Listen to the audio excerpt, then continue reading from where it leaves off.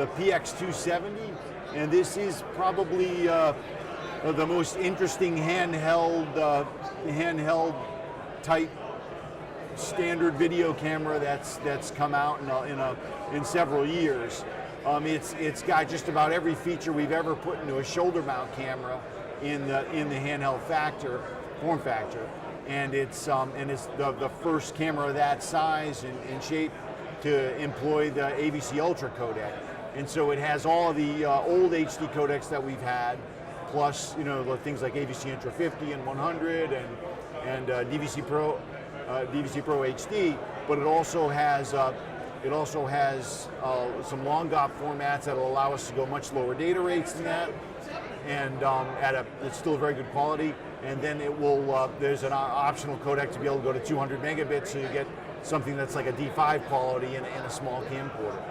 That camera also fits in with some of the other cameras we're showing here, because it is there's an Ethernet connection on that, which we're going to be used to employ streaming video and control the camera. But what we're showing here and what's interesting right now is that Ethernet protocol is shared with our studio cameras and system products, so that if you're building a studio with our studio cameras, or a small setup using some of our PTZ cameras, you can use some of the same controllers, or you can just drop this camcorder, put it on sticks, and put it right into that infrastructure.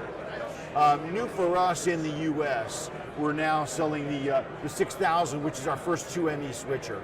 We've had a lot of success with our 410, 450, and other small scale HD switchers because they've really not just a switcher, it's really a complete production system in one box.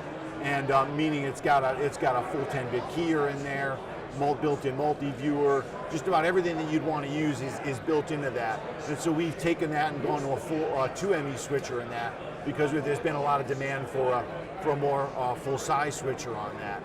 And one of the nice things about it is, if you're familiar with the 450, if you can operate the 450, the ramp-up time to learn that 6000 is very quick.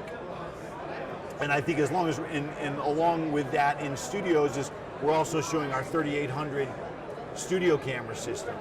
And that is really the evolution of our 3500, and before that 930, 931 system, which were designed in Japan as really the top of the line studio cameras in terms of video performance.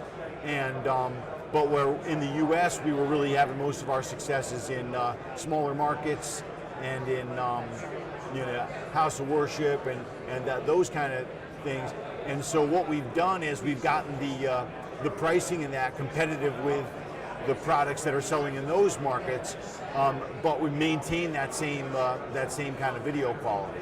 So we're still getting really kind of some of the best signal to noise ratio and best resolution of any of the cameras out there. And also we're still using CCD chips in there, which is really some of the things there. It's hard to still find a good CCD camera nowadays.